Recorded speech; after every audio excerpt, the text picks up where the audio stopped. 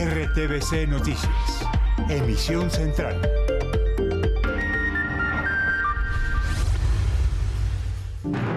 Investigación RTVC Noticias. En los últimos 8 años se ha reportado la desaparición de por lo menos 22 pilotos, todos jóvenes que aceptaron trabajos en el Cono Sur. RTVC Noticias tiene los documentos que demuestran la desaparición de 19 de ellos después de cumplir, según sus familiares, rutas en las selvas de Perú, Bolivia y Brasil. El caso de los pilotos es un misterio. Una de las hipótesis es que redes de la mafia transnacional los habrían reclutado. No se descarta que estén vivos y en un supuesto campo de concentración. El ministro de Defensa reiteró que la muerte del coronel Oscar Dávila fue por suicidio. La Fiscalía citó a declarar al abogado Miguel Ángel del Río y al jefe de Casa Militar de la Presidencia de la República. Otra noticia judicial. La Fiscalía imputará cargos por el caso Odebrecht al ex candidato presidencial Oscar Iván Zuluaga y a su hijo, quien fue gerente de campaña en 2014. Los niños del Milagro. Bienestar Familiar anunció que se encuentran en recuperación en el Hospital Militar. La custodia será de una madre sustituta dentro de la misma familia. La próxima semana serán condecorados integrantes de la Guardia Indígena y militares que participaron en la Operación Esperanza. Continúa la búsqueda de Wilson, el perro guía. Semana definitiva para las reformas del gobierno en el Congreso. En Cámara y Senado se define el futuro de la salud y la pensional. Fuerzas militares se preparan para la aplicación de los protocolos del cese al fuego con la guerrilla del ELN. En el mundo, Donald Trump se declaró no culpable de los 37 cargos en su contra por manejo irregular de secretos de Estado y obstrucción a la justicia. En deportes, 5 equipos tienen chance de jugar la final del fútbol profesional colombiano. El sábado se conocerán los finalistas. Y en oportunidades, atentos estudiantes de Bogotá porque el ICETEX tiene créditos condonables para estudios de educación superior.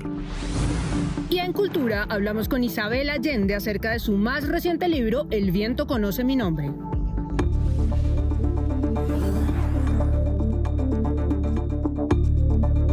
Buenas noches. Una investigación periodística de RTVC Noticias logró establecer que en este momento hay al menos 22 pilotos colombianos desaparecidos en distintos puntos de Sudamérica. Tenemos la evidencia que confirma 19 casos. De los otros 3 está la denuncia, pero no la causa judicial.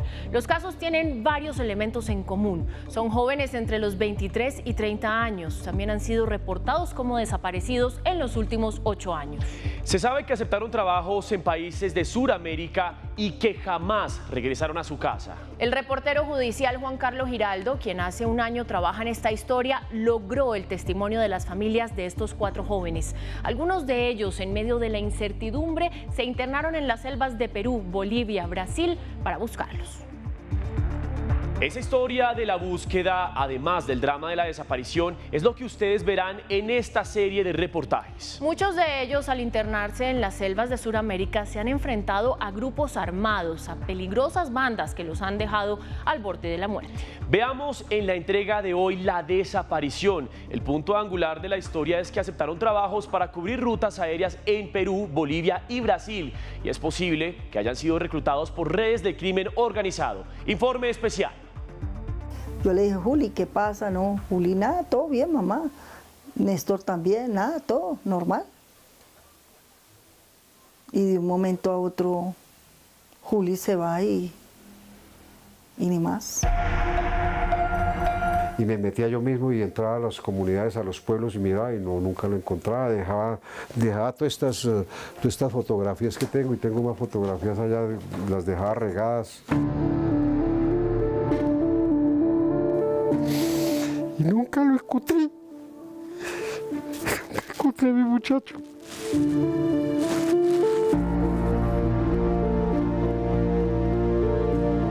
Ellos están entre la espada y la pared, entre 2 personas y aparte de todo el sendero, los indios, o sea, ellos están en el lugar peor del mundo. O sea, ellos tomaron la peor decisión del mundo, irse por allá al fin del mundo a terminar sus vidas, porque su futuro, sus sueños, todo, porque ahí no hay nada, ¿sí? Jóvenes y jóvenes quieren irse por allá y ni siquiera saben qué es lo que va a suceder, en manos de quién van a caer.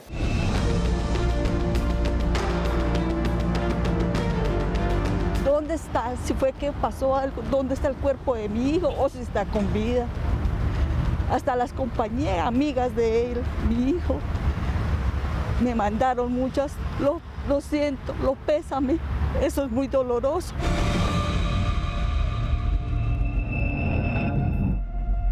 Esta es la historia de Néstor Julián, de los hermanos Luis Andrés y Juan Pablo Mujica Herrera, de otro joven a quien protegeremos su identidad y al que llamaremos Felipe, y de por lo menos otros 18 pilotos colombianos desaparecidos en las selvas del Perú, Bolivia y Brasil. Las familias que han decidido contar su historia en este informe especial son madres, padres y tías que representan a por lo menos 22 jóvenes pilotos colombianos que misteriosamente desaparecieron del radar, del mapa y prácticamente la selva se los comió. Algunos de ellos, como Néstor Julián Clavijo Villegas y Luis Andrés Mujica Herrera, desaparecieron hace más de 7 años. Otros, como el caso de Felipe, hace poco más de un año. Néstor tenía 26 años el día que desapareció. Es el mayor de 4 hijos y el único hijo hombre. Estudió para ser piloto comercial y se graduó como uno de los mejores pilotos de su curso en el año 2008. Se gradúa y empieza a buscar trabajo y trabajó mucho tiempo en ambulancias aéreas. Viajaba a traer enfermos cuando por medio de EPS y eso, que tenían que traerlos de partes muy apartadas. Néstor Julián y Luis Andrés no se conocían. La vida y las malas decisiones los encontraron lejos de sus casas. En Santa Cruz de la Sierra, Bolivia, en las selvas espesas de ese país, volaron juntos por última vez. El cuento fue que el chino se perdió el 14 de agosto del año 2015 se perdió. No volví a saber de él. Mi nuera me dijo que Luis Andrés salió de Bolivia hacia Perú, que salió con Julián, porque ambos Julián iba a empezar a trabajar ahí y Luis Andrés ya se venía para Colombia a descansar. Él iba a indicar cómo era que tenía que hacer. Nadie sabe a ciencia cierta cómo Néstor Julián y Luis Andrés terminaron en Bolivia. Sus padres tienen solo algunas versiones, pistas de algunos amigos y rumores confusos de lugareños o personas con dobles intenciones. Con la única que él dice que va a viajar con mi hija Jennifer y tiene comunicación con ella siempre. Y le dice que se va, él empieza a alejarse, a estar muy encerrado, a estar muy callado, a tener más de un celular. Cuando él se fue, me llamó los primeros días, las primeras veces me llamó, ya mamá estoy acá, estoy bien, así. Un día yo empecé a llamarlo y no me contestaba, como que ya tenía un percance allá. Desde las últimas llamadas pasaron más de 15 días. ¿Qué pasó con los dos pilotos? Jennifer, la hermana de Néstor, y Juan Pablo, hermano de Luis Andrés, eran los únicos que en los últimos días tuvieron comunicación con ellos, los únicos que podían tener alguna respuesta. Cuando yo ya me pongo como serio con la hija mía, que era la que hablaba con él, entonces ya la hija mía me dice, no, lo que pasa es que Julián estaba por allá, por los lados de Bolivia, y según lo que he hablado con él, tuvo una emergencia y está accidentado en Perú. Nosotros no supimos nada más. Yo supe que el radio duró 15 días con pila, que ellos nomás lo prendían, hablaban con Juan Pablo solamente, que hablaban con Juan Pablo, hermano, ayúdenos, hermano, estamos acá, que Julián también habló con su papá, con su hermana, con su hermanita, que también creo que es piloto, y ya, no más. A los 15 días se les apagó el radio y hasta ahí llegaron, no se supo nada más. Vanessa no solo llora y busca a su hijo Luis Andrés. Juan Pablo, el menor de los hermanos Mujica, también está desaparecido. Supuestamente murió tratando de rescatar en secreto a su hermano mayor. Información que Vanessa sigue sin confirmar. Yo sentía esa ansiedad, era por Juan Pablo, eran unos nervios, una cosa espantosa por Juan Pablo. Sentía un dolor en mi pecho fuerte y era por Juan Pablo y yo decía, Dios, ¿qué pasa? Entonces al otro día, como a las 9, recibí una llamada y era mi ex suegra. Me llamó Vanessa, se mató Juan Pablo, Juan Pablo, yo no, Juan Pablo no, Juan Pablo me llama, Juan Pablo está bien, es Luis Andrés que está desaparecido, pero va a aparecer, tranquila. No, Juan Pablo, mataron a Juan Pablo. Yo, Dios mío, ¿cómo así? Desde el 14 de agosto del 2015, día del accidente, y hasta hoy, la vida de la familia Clavijo Villegas y Mujica Herrera cambió. en Colombia y en las selvas de Perú y Bolivia buscan desesperadamente alguna pista que les permita encontrar a sus hijos.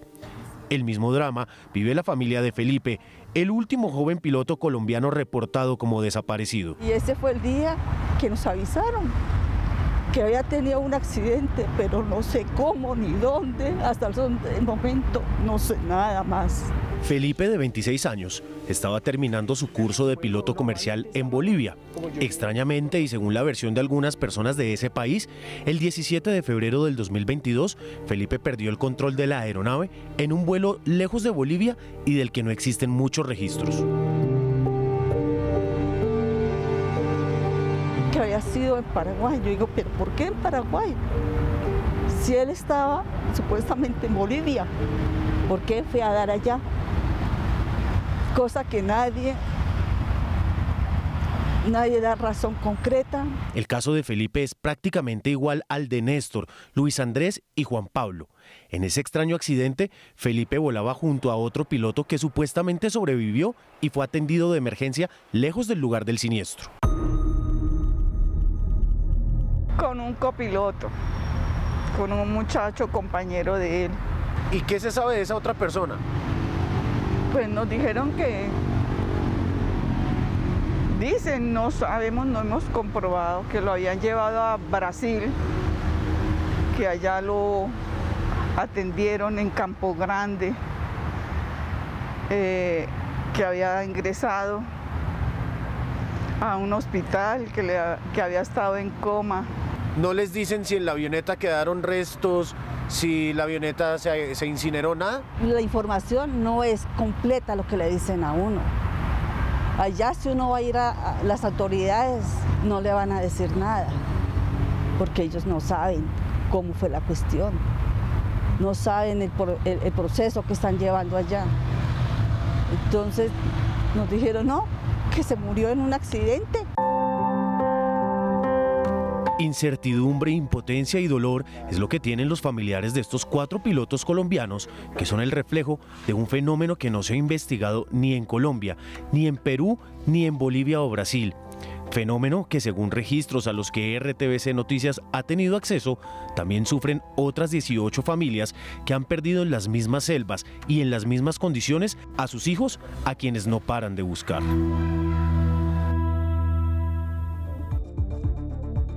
Mañana en nuestra segunda entrega tendremos los detalles de la búsqueda de la desaparición de estos jóvenes pilotos colombianos. Las familias se internaron en la selva y enfrentaron riesgos de muerte. Por ahora, continuemos con más noticias. El ministro de Defensa, Iván Velásquez, reiteró que la muerte del coronel Óscar Dávila se trató de un suicidio. Por su parte, la Fiscalía citó a declarar al abogado Miguel Ángel del Río y al jefe de Casa Militar de Presidencia. Tras el material de prueba recolectado por el caso del coronel Óscar Dávila, el ministro de Defensa insistió en que la muerte fue un suicidio. La Fiscalía General con el Instituto de Medicina Legal le digan pronto al país qué fue lo que ocurrió. El coronel Dávila, que formaba parte del esquema de seguridad del presidente Gustavo Petro, había solicitado declarar en el caso de Laura Sarabia. Sobre el particular, el director de la policía confirmó que se reunió con la Fiscalía para revisar los protocolos sobre interceptaciones telefónicas. Quienes tenemos esa responsabilidad de supervisar y controlar, pues seamos más eficientes en cada control y en cada ejercicio que demanda esta sensible tarea. Por su parte, la Fiscalía citó a declarar al abogado Miguel Ángel del Río y al coronel Carlos Feria Huitrago en medio de la indagación que adelanta por la muerte del coronel Óscar Dávila. ¿Ustedes creen que me van a intimidar poniendo mi nombre de primeras en un comunicado gaseoso? Si me van a abrir una investigación, adelante. No tengo nada que declarar. Las diligencias están programadas para el próximo 15 de junio. La Fiscalía adelantará esta semana una serie de entrevistas a las personas que aparecen mencionadas en el robo a Laura Sarabia, el caso del uso del polígrafo y las supuestas interceptaciones a la ex niñera. Pérdida del dinero. El jueves 22 de junio, el ex jefe de gabinete de la presidencia, Laura Sarabia, declarará por el robo de un dinero en su lugar de residencia. Uso del polígrafo. En este caso, la Fiscalía maneja 2 líneas de investigación con el fin de determinar si existió abuso de autoridad o peculado, entre otros delitos. 4 uniformados deberán presentarse el 21 de junio. En uno de esos frentes investigativos fueron citados a interrogatorio el capitán Elkin Augusto Gómez, comandante jefe de oficina de polígrafo, el intendente John Alexander Sacristán Borges, poligrafista, y el coronel Carlos Alberto Feria. De otra parte, para el 20 de junio está citado Harold Rondón, conductor de la Unidad Nacional de Protección, asignado al exjefe de gabinete de la presidencia, Andrés Fernando Parra, esposo de Laura Sarabia, y la subintendente Luisa Calle del esquema de seguridad del exjefe de gabinete. Interceptaciones ilegales. La Fiscalía investiga si existió fraude procesal, falsedad en documentos públicos y violación ilícita de comunicaciones cuando al parecer fueron interceptados los teléfonos de 2 empleadas de Laura Sarabia. Por este caso fue citado a interrogatorio el jueves 15 de junio el capitán Carlos Andrés Correa Loaiza. Finalmente, para el viernes 23 de junio, debe presentarse Armando Benedetti por la investigación por la financiación de la campaña del presidente Gustavo Petro. El aún embajador Armando Benedetti seguirá siendo investigado por la Corte Suprema de Justicia en un caso por presunto delito de peculado por apropiación. El Tribunal de Bogotá aseguró que no hay conflicto de competencias entre la Fiscalía y el Alto Tribunal. El magistrado Alberto Poveda del Tribunal Superior de Bogotá definió que no hay conflicto entre la Corte y la Fiscalía y que por lo tanto no hay nada que resolver. Los conflictos que se lleguen a suscitar en cualquier momento entre un juez, en este caso la misma sala de instrucción, y la Fiscalía, cualquier Fiscalía delegada, son resueltos en los términos de la Ley Estatutaria de Administración de Justicia, Ley 270 de 1996, por la Sala Plena de la Corte Suprema de Justicia, como se ordena en el artículo 17.3 de dicha normatividad. La solicitud de la aclaración de competencias fue hecha por la magistrada de la Corte Suprema Cristina Lombana, quien buscaba determinar quién seguiría con la investigación cuando Benedetti dejara de ser embajador. Reitero, el expediente se encuentra en el despacho, la solicitud se cursó por iniciativa de la defensa elevada el día 4 de mayo, y a fin de obtener un pronunciamiento actual es que se ha suscitado esta audiencia. La decisión del tribunal no tiene recurso de apelación. Y otro tema judicial importante, la Fiscalía imputará cargos por falsedad en documento privado, fraude procesal y enriquecimiento ilícito de particular dentro del caso de Brecht a Óscar Iván Zuluaga y a su hijo, y también a la exministra de Transporte Cecilia Álvarez. Según la Fiscalía, en 2014, Óscar Iván Zuluaga se habría reunido en Bogotá en varias oportunidades con el exdirectivo de Odebrecht en Colombia. La Fiscalía General de la Nación ha logrado demostrar que la empresa Odebrecht pagó $1.600.000 al señor Duda Mendoza por sus servicios como publicista a la campaña de Óscar Iván Zuluaga en el año 2014. Además, la Fiscalía estableció que el excandidato y gerente de campaña indujeron a un error al CNE. Ese aporte no fue consignado en los libros contables y con ello se obtuvo que el Consejo Nacional Electoral pagara la reposición de votos y además archivara la investigación que cursaba en contra del doctor Zuluaga. Por otro lado, la exministra de Transporte Cecilia Álvarez, según la investigación, habría participado en los trámites del Otrosí Ocaña Gamarra a la Ruta del Sol 2 para beneficiar al consorcio contratista. La doctora Cecilia Álvarez participó en la junta directiva de algunas empresas privadas que estructuraron el proyecto del puerto fluvial de Andalucía y después fue designada como ministra de Transporte, participando en esos términos en numerosas actuaciones de la ejecución del proyecto del Otrosí Ocaña Gamarra. En otra decisión fue archivada una investigación en contra de la exministra de Educación Gina Parodi por interés indebido en la celebración de contratos y contratos sin cumplimiento de requisitos legales. La Fiscalía suspendió órdenes de captura contra 19 disidentes de las FARC. La petición fue hecha por el presidente Gustavo Petro para que hagan de gestores de paz. El ente acusador señaló que 7 de estas personas actualmente están privadas de la libertad. No obstante, no implica la revocatoria ni sustitución de ninguna medida de aseguramiento.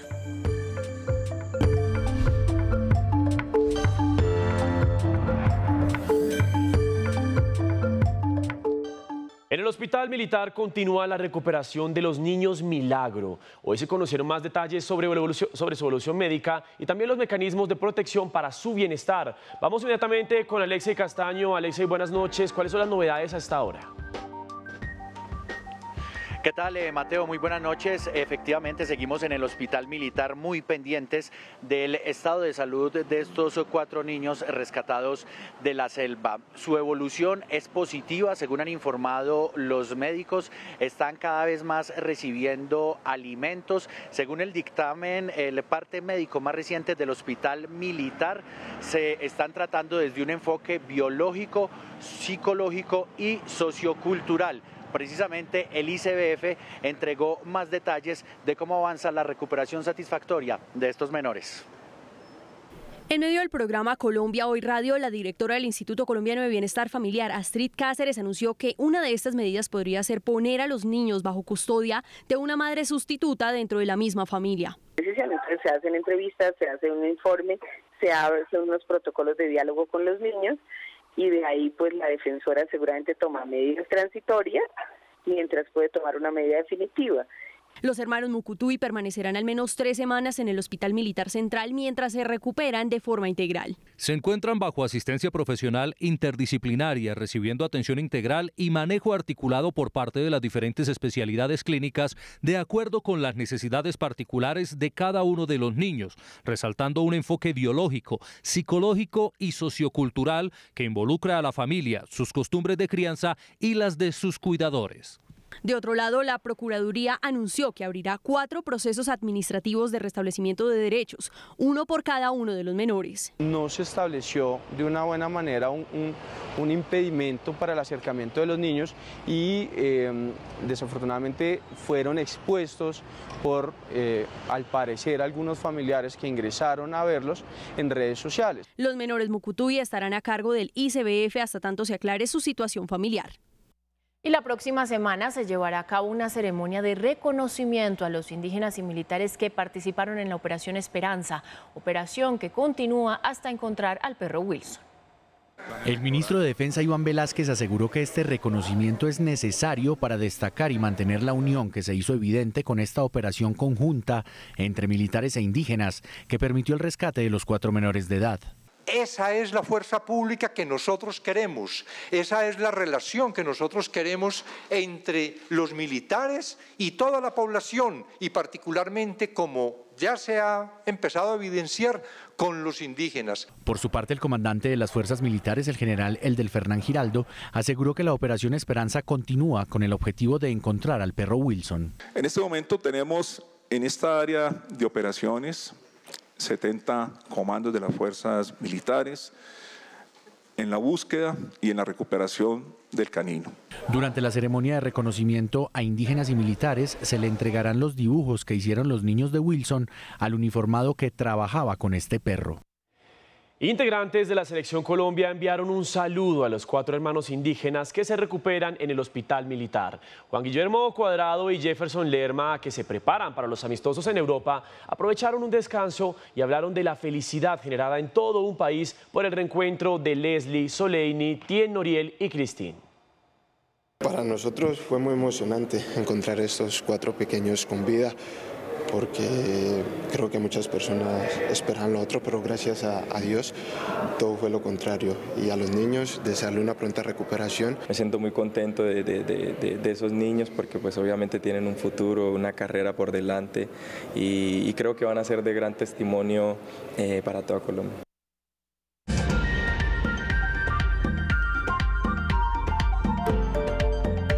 Continuamos con más noticias. Avanzan a contrarreloj los debates de las reformas sociales en el Congreso de la República. Hoy se discutió la reforma pensional en primer debate y en plenaria de Cámara la reforma a la salud. Juan Carlos González, usted tiene más detalles, adelante. Compañeros televidentes, muy buenas noches. Pues para empezar sobre el tema de la reforma a la salud, otra vez por falta de quórum imperó el plan Tortuga en el Congreso de la República. Varios partidos se retiraron de lo que sería el debate y votación en plenaria, segundo debate de la reforma a la salud, que no se pudo llevar a cabo en la Cámara de Representantes. Partidos Conservador, Partido Centro Democrático, Cambio Radical fueron abandonando el lugar hasta que por fin, por falta de quórum, pues tuvieron que levantar la sesión y llamar para mañana, y se ha sido dilatando revocatorio durante la semana pasada y el comienzo de esta semana que no se ha podido votar ni discutir la reforma a la salud. Solamente se han podido hacer votación de algunos impedimentos y esto obviamente pues ha generado inconveniente. Hoy el Partido Liberal también tomó una posición de lo que sería la postura de la bancada sobre la reforma a la salud y piden que sea aplazada su debate para la próxima legislatura.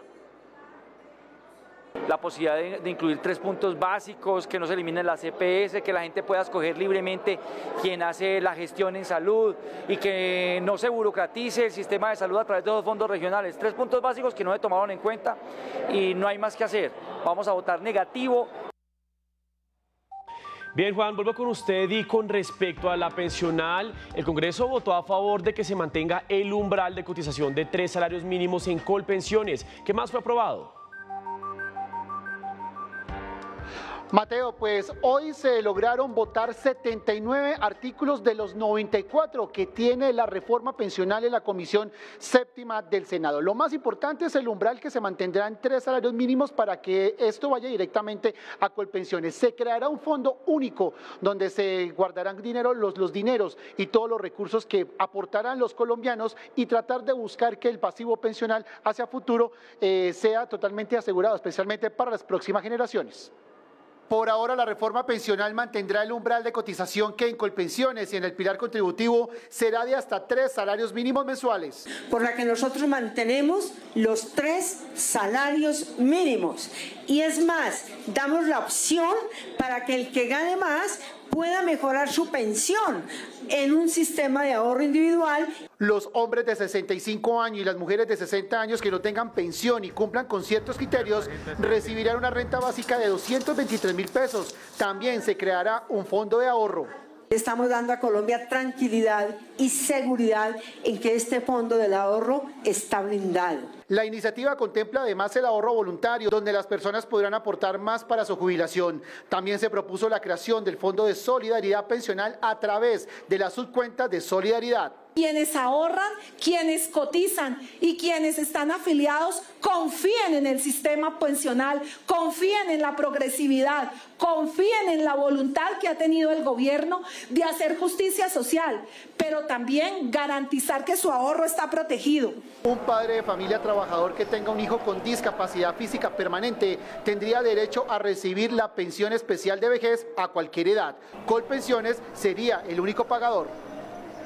Durante el debate de la reforma a la salud en la plenaria de la Cámara de Representantes, un visitante inesperado rompió con la rutina de la discusión. Se trata de Frankie, un dinosaurio que desde hace algunos días se ha hecho presente en diferentes escenarios de la capital. Este personaje hace parte de una campaña de las Naciones Unidas que se encarga de alertar sobre las consecuencias del cambio climático.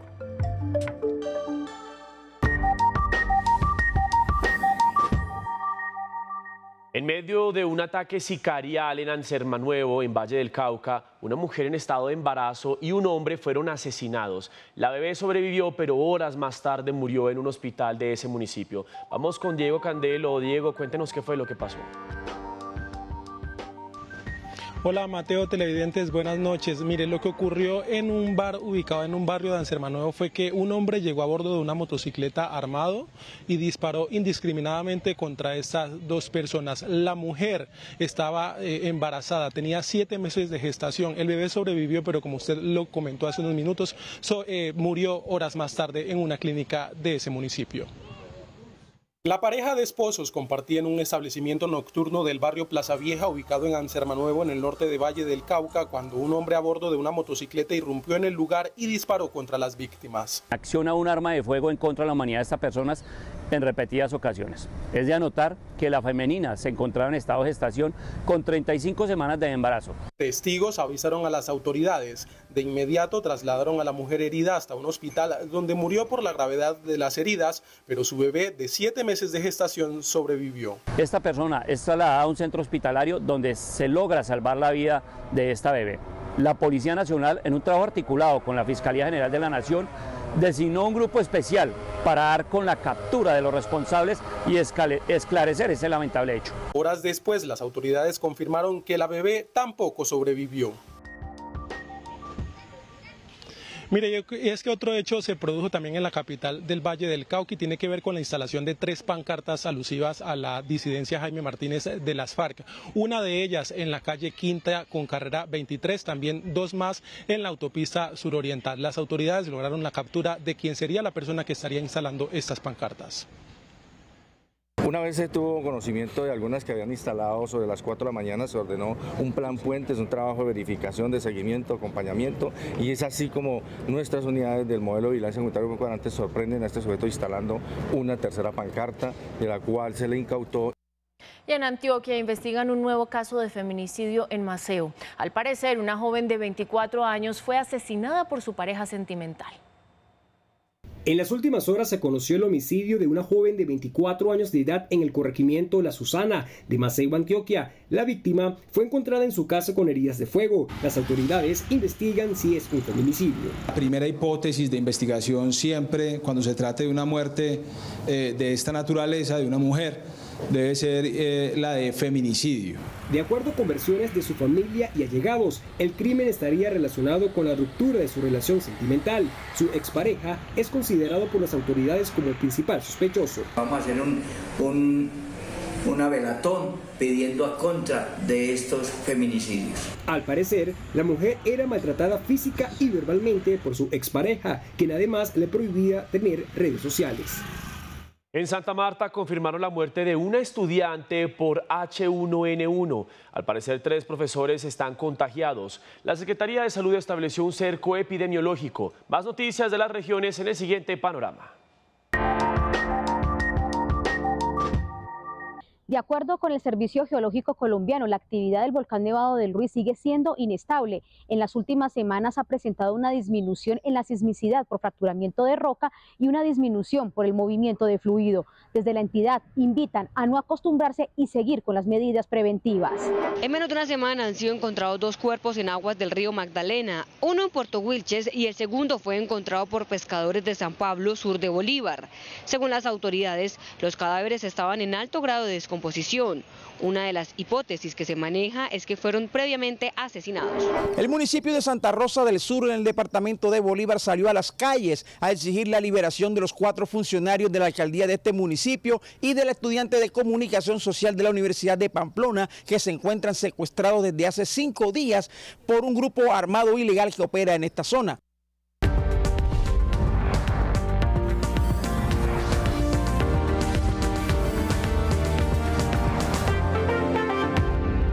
Estados Unidos vivió un día que quedó grabado en su historia. Por primera vez, un expresidente compareció para escuchar 37 cargos federales en su contra por gestionar de manera negligente secretos de Estado. Donald Trump se declaró no culpable en el Tribunal Federal de Miami. Más detalles con José Pernalete, periodista de La Voz de América. Finalmente, el expresidente Donald J. Trump se hizo presente en las instalaciones de la Corte Federal del Distrito del Sur de Florida, localizada acá en la ciudad de Miami. Aquí, por espacio de unos 30 minutos aproximadamente, compareció ante la instancia federal para ser imputado de estos cargos. Cargos que sin duda marcan un antes y un después en la historia de Estados Unidos. Veamos a continuación el reporte. En la habitación, la ducha, el salón de baile y hasta en uno de los baños de una paradisíaca mansión de la costa este de Estados Unidos, reposó durante meses y a disposición de quien la visitara la información más confidencial, delicada y sensible sobre la capacidad en armamento y defensa de la nación más poderosa del globo. Esa casa es Mar-a-Lago, el rincón de descanso por excelencia del magnate y mediático republicano que consiguió ocupar otra casa, pero la blanca, a miles de kilómetros y mandar durante 4 años ese país. En enero de 2021, cuando Donald Trump la dejó, trasladó a Florida varias cajas, algunas con el sticker secreto de defensa. Eran más de 11.000 folios, centenares de carpetas con data de gobiernos extranjeros y hasta un plan de ataque del Pentágono. Retenerlos, hacer vulnerable tan estratégica información sobre la seguridad nacional, le valió hoy la lectura de 37 cargos en su contra. Exponer esos datos pudo poner en riesgo a personas del ejército, fuentes confidenciales o ventilar la estrategia de recopilación de inteligencia estadounidense. En enero de 2022, luego de varias solicitudes de autoridades, devolvió solo unas cajas y luego agentes del FBI registraron Mar-a-Lago el 8 de agosto para recuperar 30 más, con miles de documentos en su interior. Ahora se espera que el expresidente Donald Trump cumpla con las instrucciones suministradas por parte del juzgado, en la que no debe dirigirse a ninguno de los posibles testigos que están contemplados en el pliego acusatorio. Se trata de un documento que tiene cerca de 40 páginas. Además de eso, se tiene previsto que en las próximas 2 semanas se fije la fecha de la próxima audiencia. No se descarta que tenga que comparecer nuevamente ante esta instancia federal localizada en el sur de Florida. Ese es el reporte para nuestros amigos de RTBC. Soy José Pernalete de La Voz de América en Miami.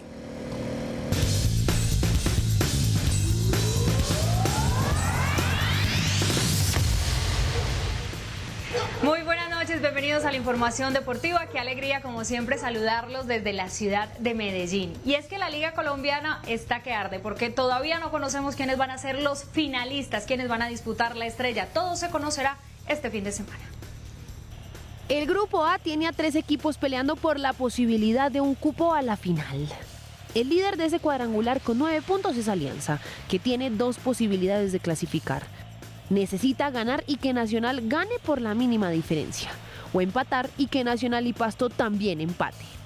Nacional también suma 9 unidades, pero la diferencia de gol lo tiene segundo. Necesita en la última fecha, 1, ganar y que Alianza Petrolera pierda o empate, o 2, empatar y que Alianza Petrolera pierda por 2 o más goles. Pasto tiene 6 unidades y enfrenta a Nacional en la última fecha. Solo hay una forma para que el equipo de Flavio Torres pase, y es ganar y que Alianza Petrolera pierda. Los partidos del Grupo A se jugarán a las 8 de la noche del sábado, así que a primera hora de este 17 de junio, a las 5:15 de la tarde, Millonarios y Chico tienen una tarea difícil. Los embajadores con una victoria o un empate clasifican. Pero Chico sigue más vivo que nunca y le reza a todos sus santos para que Medellín gane en el Campín y ellos hagan el milagro en el Pascual Guerrero. Última fecha no apta para cardíacos. El sábado conoceremos a los 2 equipos que buscarán la estrella de mitad de año. Y la selección Colombia ya tiene a sus 24 convocados con miras a los partidos amistosos ante Irak y la selección de Alemania. Los últimos en llegar fueron Montero y Cortés de Millonarios, también Arias de Brasil y Mosquera de la Major League Soccer. En España habló la experiencia, el referente Juan Guillermo Cuadrado, que le gusta la mezcla que ve en la selección. Un mix entre experiencia y juventud, y creo que el profe le está aportando también a eso, porque uno no simplemente puede aportar desde el campo, sino también aún desde el camerino. La era Lorenzo suma un invicto, 4 triunfos, 2 empates, que para Cuadrado es importante. Mantener realmente el invicto, porque todavía no se ha perdido, es importante habituarnos a ganar, que eso ayuda a ganar. Se vienen 2 rivales con estilos diferentes.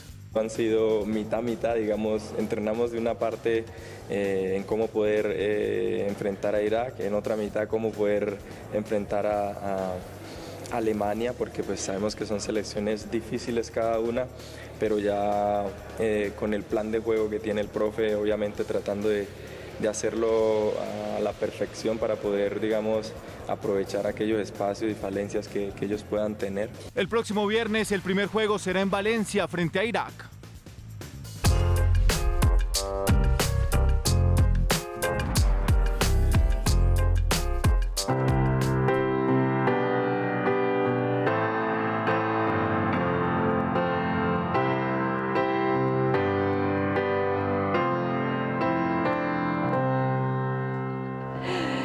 Esta noche les doy la bienvenida con los Beatles porque hay buenas noticias para todos los fanáticos. Al parecer vamos a volver a escuchar el cuarteto del Liverpool junto gracias a la inteligencia artificial. Encontraron un demo de Lennon y recuperaron la voz y lo van a volver a grabar en un disco con los 3 que siguen vivos. Esto me genera muchas preguntas.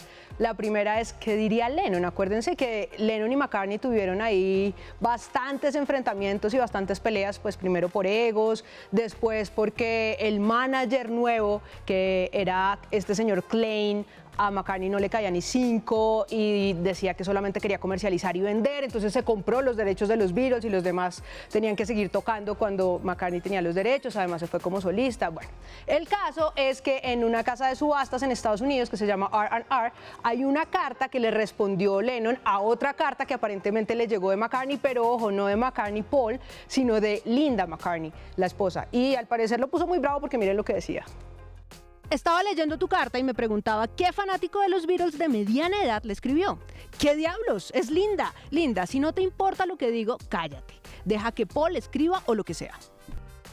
No se sabe muy bien qué era lo que Linda le pedía en la carta, pero yo intuyo por el siguiente fragmento que les voy a leer que era que reconociera la importancia de Paul en el grupo. Miren esto. ¿De verdad crees que la mayor parte del arte actual surgió gracias a los Beatles?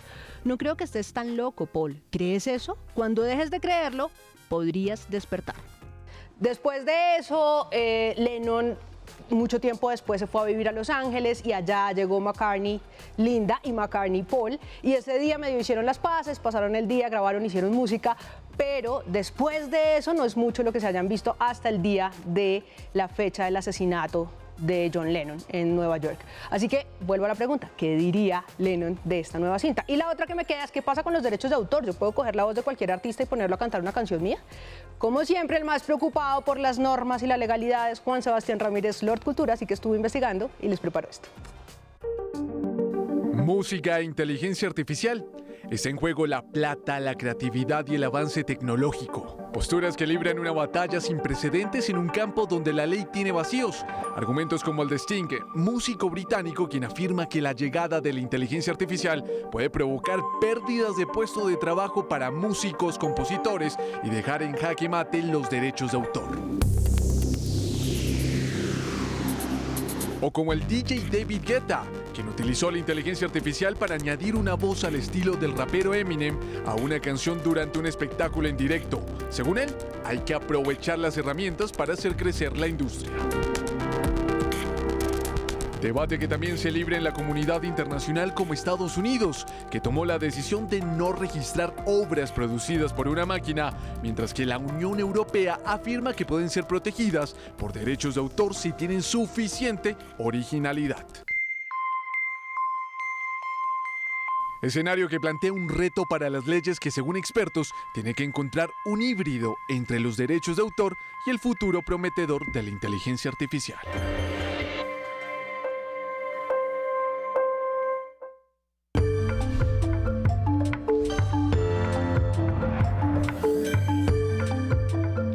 Continuamos con más noticias. El ministro de Defensa explicó que los protocolos de las fuerzas militares para aplicar el cese al fuego acordado con el ELN está sujeto a las fechas acordadas en la firma del documento y que hasta el 3 de agosto continuarán las operaciones militares. El cese al fuego con el ELN está en etapa de alistamiento, según lo explicó el ministro de Defensa Iván Velázquez. Hasta el 6 de julio se terminarán de redactar protocolos y se hará pedagogía. Luego, hasta el 3 de agosto, se establecerá el mecanismo de monitoreo y verificación con la ONU, la Iglesia y la población civil. Y esto se produce en el momento en que el gobierno nacional expide, el presidente de la República expide un decreto que señala además el día y la hora precisas de suspensión de las operaciones ofensivas. Mientras no exista cese al fuego, toda la actividad de la fuerza pública con todas sus capacidades continúan desplegándose. El ministro agregó que las operaciones contra las finanzas ilegales de este grupo también continuarán con o sin cese al fuego. Los equipos negociadores de los diálogos de paz ya piensan en el cuarto ciclo que se realizará en Venezuela. Allí uno de los puntos que comenzará a tener discusión en la mesa es el fin del conflicto. Del 14 de agosto al 4 de septiembre, Venezuela recibirá a las delegaciones de paz. El fin del conflicto aparece como uno de los temas de discusión. Para la Iglesia Católica, lo pactado en La Habana tendrá como protagonista de las próximas semanas a la sociedad civil. Son las comunidades las que tienen que empezar a preparar sus proyectos de país, sus proyectos de nación, sus proyectos de región para vivir en paz y reconciliados. El ELN dice que de momento el fin del conflicto aún no tiene una fecha confirmada. Antonio García, quien estuvo en La Habana, envió mensajes en Twitter sobre los 2 acuerdos firmados sobre los alistamientos para adelantar la participación de la sociedad y el cese del fuego. El tema del fin del conflicto es el 5º punto y sobre él aún no hemos conversado. El presidente Petro lo confundió con el 4º punto del acuerdo sobre participación de la sociedad. El equipo negociador del gobierno había explicado que, aunque se haya avanzado en algunos acuerdos, el fin del conflicto es algo que se debe lograr sin presiones de ninguna de las partes. Es un proceso gradual en el cual vamos poco a poco buscando que el cese se vaya transformando en una realidad de fin del conflicto. Y eso hay que hacerlo paso a paso, no se puede lograr de manera automática y, digamos, con la velocidad que quisiéramos todos. De momento, el cese al fuego pactado en La Habana irá hasta el 31 de diciembre de este año. El presidente de la República, Gustavo Petro, iniciará visita de Estado a Alemania. El gobierno colombiano busca afianzar y fortalecer las relaciones entre ambos países. Vamos con Luisa Barberi. Luisa, buenas noches. ¿Qué otros detalles se conocen de la agenda del mandatario? Hola, ¿qué tal? Muy buenas noches. Yo los saludo a esta hora desde el aeropuerto militar de Catam, donde en los próximos minutos el presidente de la República, Gustavo Petro, viajará a Alemania. El primer mandatario de los colombianos se reunirá con presidentes de importantes compañías líderes en la producción de energía, gas, también en temas de infraestructura, telecomunicaciones, entre otros. El jefe del Estado firmará un memorando de entendimiento para promover el uso y también la producción de hidrógeno en Colombia. Adicionalmente, se firmará un acuerdo de repatriación de las máscaras Kogi que hacen parte de la comunidad indígena de la Sierra Nevada de Santa Marta y que se encontraban en un museo en Alemania. La agenda del jefe de Estado comenzará el jueves con un encuentro con la comunidad colombiana residente en Alemania. Posteriormente asistirá a un almuerzo de trabajo ofrecido por la Asociación Federal de la Industria Alemana, donde se analizarán temas como hidrógeno verde, energías renovables, tecnología e innovación. Ese mismo día, el presidente Gustavo Petro dialogará con los presidentes de las empresas alemanas sobre temas de interés en Colombia. Por la tarde, el primer mandatario visitará el Parlamento alemán, donde tendrá un encuentro con la presidenta de esa corporación. En la fundación más antigua de las políticas alemanas, vinculada a la socialdemocracia, brindará una conferencia magistral. El viernes 19 de junio, el presidente Gustavo Petro se reunirá con el presidente alemán. El jefe de Estado recibirá honores militares y firmará el libro de visitantes. Colombia recibirá las máscaras Kogi que se encuentran en Alemania gracias a un acuerdo de repatriación. Luego, el jefe de Estado colombiano será recibido por el canciller de Alemania. El sábado, los embajadores de Colombia en Europa sostendrán un encuentro con el primer mandatario para evaluar el trabajo diplomático ante la Unión Europea. En su primer día de agenda en Colombia, la reina Leticia recorrió junto a la primera dama Verónica Alcocer algunos barrios del sur de Cartagena, donde se adelanta un programa de potabilización de agua apoyado por España. Durante el recorrido también visitó la Escuela Taller Cartagena de Indias y en las próximas horas la reina Leticia se desplazará a Cauca y Valle del Cauca para conocer las iniciativas de mujeres emprendedoras para la erradicación de la pobreza y el empoderamiento femenino. Desde mañana se realizará en Corferias la 8ª versión de la Feria Internacional del Ambiente FIMA. El tema central de este año es la biodiversidad de Colombia como potencia mundial de la vida. Como un referente en América Latina que promueve acciones de sostenibilidad y cuidado ambiental, la Feria FIMA llegará con más de 100 expositores y actividades encaminadas a destacar la biodiversidad, la vida y la cultura. 10.000 visitantes durante los 3 días, vamos a tener los escenarios académicos, tendremos escenarios experienciales y sensoriales y además de eso vamos a tener rueda de negocios también para que se puedan vincular. La feria, que abrirá sus puertas desde el 14 al 16 de junio, busca impulsar y visibilizar acciones para el cuidado del medio ambiente. Generando este espacio y un espacio de encuentro y de reunión para poder conversar sobre todas estas dinámicas ambientales y cómo buscamos que la sostenibilidad o ese dinamismo entre el desarrollo económico de las empresas se vincule finalmente y esté asociado a todo lo que es el cuidado del ambiente y preservación de los recursos naturales, que es lo que nos interesa. Este año los escenarios tendrán nombres específicos de los programas más destacados en materia de cuidado del medio ambiente. Estará Escazú, estará emergencia climática, estará agua y ordenamiento territorial. Entonces, en cada una de ellas, el visitante va a poder tener mucho más claro de qué se va a hablar en esos espacios y asimismo vivir una experiencia. Va a ser un escenario muy sensorial. La FIMA será el escenario para exponer nuevas tecnologías e iniciativas para buscar soluciones para el cuidado del aire, la energía, el agua y el suelo. También rendirá homenaje al pulmón del mundo, la Amazonía. En las últimas horas, en límites de Bogotá y La Calera, a través de operativos de búsqueda, fue ubicado el cuerpo de Javier Velilla, una de las víctimas de una avalancha ocurrida en noviembre pasado. Katy Sánchez, cuéntenos qué se sabe de este caso. Muy buenas noches. Exactamente hace 6 meses más un día ocurrió una tragedia en el municipio de La Calera, exactamente el 12 de noviembre del 2022. 2 personas fallecieron y una más se encontraba desaparecida. Hasta hoy encontraron el carro y también el cuerpo de Javier Velilla, este hombre de 35 años, guarda de seguridad, donde su familia finalmente podrá darle cristiana sepultura. Finalizó la pesadilla. Después de más de 210 días de espera e incertidumbre, volvimos al punto de difícil acceso. El paseo de una familia se convirtió en una ilusión más para la esposa e hijos de Javier Velilla. Yo nunca perdí mi esperanza de encontrarlo a él. Todas las entidades unieron esfuerzos y el trabajo no fue en vano. Encontramos el cuerpo sin vida de un hombre. En ese momento estamos desarrollando las actividades de rescate forense. El consuelo para los familiares de la víctima es que ahora podrán dar cristiana sepultura a su ser querido, al que hace 7 meses les arrebató la fuerza de la naturaleza. Ya todo dependerá de los análisis de medicina legal para verificar la identidad del cuerpo. El contralor Carlos Hernán Rodríguez radicó una tutela ante el Consejo de Estado que busca evitar la nulidad de su elección. Más hechos del día en un minuto.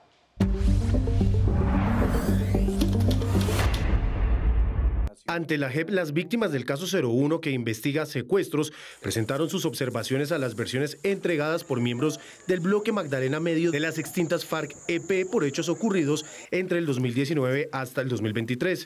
La Defensoría del Pueblo emitió una alerta por el riesgo de reclutamiento forzado en el que se encuentran niñas, niños y adolescentes en el municipio de Río Hiro, Chocó. Allí también hay una alerta temprana por el riesgo en esta población a posibles enfrentamientos entre el ELN y las autodefensas. En la localidad de San Cristóbal, delincuentes robaron 10.000 pantalones, dejando a más de 50 personas sin trabajo y con pérdidas de hasta 700 millones de pesos. El Ministerio de Ambiente lanza una línea telefónica para evitar las violencias contra los jaguares en el país. Las personas podrán llamar al número 313-346-3676. También se contará con WhatsApp 310-221-3891 y el correo soytransparente@minambiente.go.co.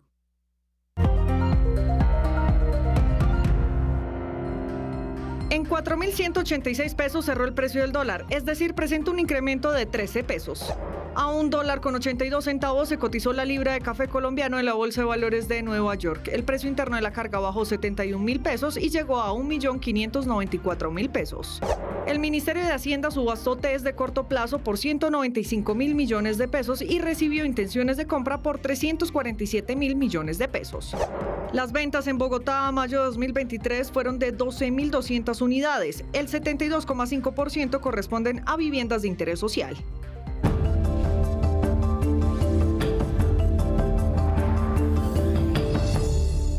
En mayo, el índice de confianza al consumidor mejoró 6 puntos porcentuales frente a abril pasado.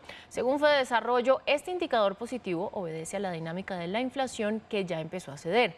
Por ciudades, la confianza se incrementó en Bogotá, Cali, Barranquilla y Bucaramanga, mientras que disminuyó en Medellín. Ahora, en lo referente a estratos, se observó un aumento en el nivel socioeconómico medio y bajo. Y ese menor crecimiento en los precios naturalmente se refleja en una especie de alivio para los hogares que están viendo pues que si bien los precios siguen aumentando, lo hacen a un ritmo inferior a lo que teníamos en los meses que culminaron con esa tendencia alcista en el mes de marzo de este año. El DANE reveló entre febrero y abril la tasa de desempleo de la población joven y esta se ubicó en 18%, lo que representa una disminución de 1,9 puntos porcentuales. Adicionalmente, según la institución, el 35,8% del total de la población en edad de trabajar se encontraba fuera de la fuerza laboral. Desagregado por sexo, para los hombres esta proporción fue 23,2% y para las mujeres fue 47,3%.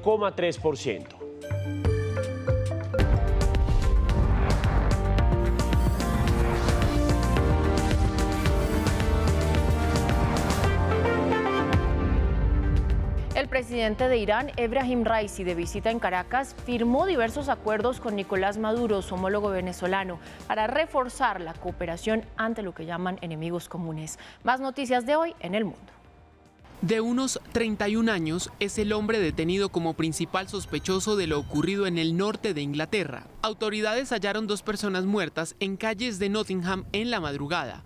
Posteriormente tuvieron que atender a unas 3 personas atropelladas por una furgoneta y encontraron un tercer cadáver en otra calle de esa ciudad. Poco más de 15 meses desde que Rusia inició esta guerra en Ucrania, su más reciente ataque con misiles contra un edificio residencial dejó 11 muertos y casi 30 heridos en Kryvyi, ciudad natal del presidente Zelensky. Además, Kiev contabiliza 17 muertos por inundaciones en Jersón, consecuencia de la ruptura de la presa Kajovka. Cenizas y gases tóxicos emanados por el monte Mayón, ubicado en el centro de Filipinas, precipitaron evacuaciones de miles de ciudadanos trasladados en su mayoría a albergues, ahora que el volcán está expulsando candentes rocas. Estas son las mayores maniobras militares de la OTAN lideradas por Alemania y en su territorio. En ellas participan 10.000 personas. Ensayan cómo protegerse ante eventuales ataques dictados por Rusia en puntos sensibles en territorio de la organización.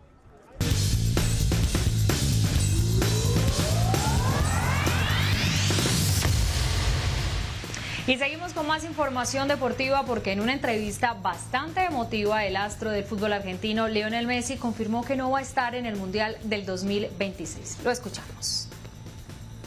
Yo creo que no, que este fue mi último Mundial y bueno, ahora iré viendo cómo se dan las cosas, pero en principio no creo que llegue al próximo Mundial. Y por primera vez en la historia, los Nuggets de Denver se coronaron campeones de la NBA. Con esta información y otras más, nosotros hacemos nuestro resumen deportivo del día. Con el serbio Nikola Jokic como gran figura, los Denver Nuggets vencieron en la serie final por 4-1 a los Miami Heat y ganaron su primera corona histórica.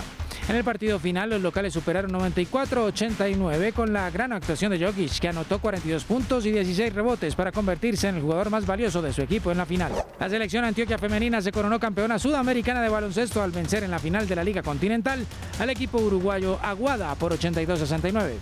Jennifer Muñoz fue la mejor jugadora del equipo y de la competencia. En la final anotó 28 puntos, 8 rebotes y 3 robos para llevarse la distinción. Mariana Pajón dominó las válidas 9 y 10 de la Copa Europea de BMX disputada en Sakarya, Turquía. Mariana ganó las 2 válidas élite femenina para consolidarse como la mejor de la competencia. Igualmente, Diego Arboleda ganó las 2 finales de la rama masculina categoría élite para confirmar el dominio colombiano en el certamen.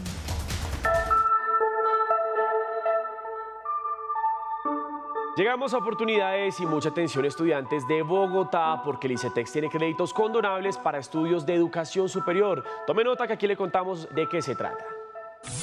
En oportunidades de créditos condonables, vaya a la página web.icetex.gov.co, deslice hasta abajo en la sección prensa y de clic en la opción Jóvenes Bachilleres egresados de colegios de Bogotá podrán acceder a la educación superior con crédito condonables. Lea con atención la descripción y requisitos como ser estudiante y estar en último periodo académico de grado 11 en un colegio de Bogotá, haber presentado la prueba de estado para acceso a la educación superior, estar en proceso de admisión o haber sido admitido en un programa de alguna de las instituciones de educación superior aprobadas por el Ministerio de Educación, contar con un deudor solidario aprobado, entre otros.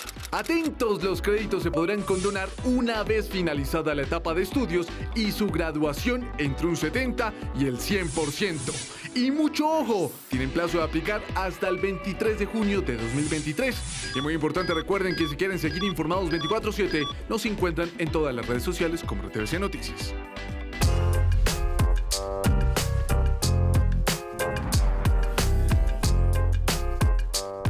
Y también les cuento que hoy estamos muy felices y estamos celebrando porque un día como hoy, pero de 1954, llegó a Colombia esta profesión en la que participamos todos los presentes y que nos hace tan felices. Llegó la televisión a Colombia bajo el gobierno de Rojas Pinilla. Celebremos. También les cuento que Isabel Allende, escritora chilena, está estrenando libro y aquí por la Casa Real pasó Paula Fresneda, que seguramente ustedes ya la tienen en el oído gracias a la sección de deportes, que además es fanática de Allende. Habló con ella y preparó esta nota. Dos niños viviendo en dos épocas distintas y con 80 años de diferencia, pero bajo las mismas políticas xenófobas, son personajes de El viento conoce mi nombre, un drama escrito por Isabel Allende que comienza en la Segunda Guerra Mundial. Me acordé de que no es la primera vez en la historia de que los niños son separados de los padres a la fuerza. Y ahí me remití a cuando los niños judíos fueron separados de sus padres para salvarlos de los nazis. Samuel Adler y Anita Díaz tienen un vínculo particular entre ellos y son los protagonistas de esta historia que se desarrolla entre Viena y Arizona. Samuel es una víctima del Holocausto a los 5 o 6 años. 80 años más tarde, la vida le presenta la oportunidad de conocer a una niña que está viviendo lo mismo que vivió él hace 80 años. La escritora más traducida y leída de habla hispana en el mundo se siente identificada con Anita, una pequeña de origen salvadoreño. Y además la he visto entre los niños traumatizados que hay en la frontera, muchos de ellos dejan de hablar y se sumergen en el silencio. Y dentro de ese silencio crean un mundo en el que se sienten más seguros. Pero la chilena también habla de valores como la nobleza, la solidaridad y el apoyo. Nadie habla de lo bueno que está sucediendo y de la gente que está tratando de ayudar. Y como la feminista que es, resalta la ardua labor de las mujeres que trabajan en la frontera. Hay 40.000 abogados en los Estados Unidos que trabajan pro bono para representar a los niños en las cortes. Son casi todas mujeres. Las trabajadoras sociales son mujeres, las psicólogas son mujeres. Entonces, este libro es como un homenaje a ellas también. Actualmente hay 1000 niños que buscan reunirse con sus padres y la Fundación de Isabel Allende trabaja arduamente para lograr que sea posible. Ese mismo trabajo hoy se plasma en las cerca de 350 páginas de El viento conoce mi nombre, páginas que hablan de una condena a repetir la historia de la humanidad si no se conoce. Llegamos al final de la emisión. A ustedes muchas gracias por conectarse con nosotros. Gracias por su sintonía. Nos vemos nuevamente mañana. Feliz noche. Chao.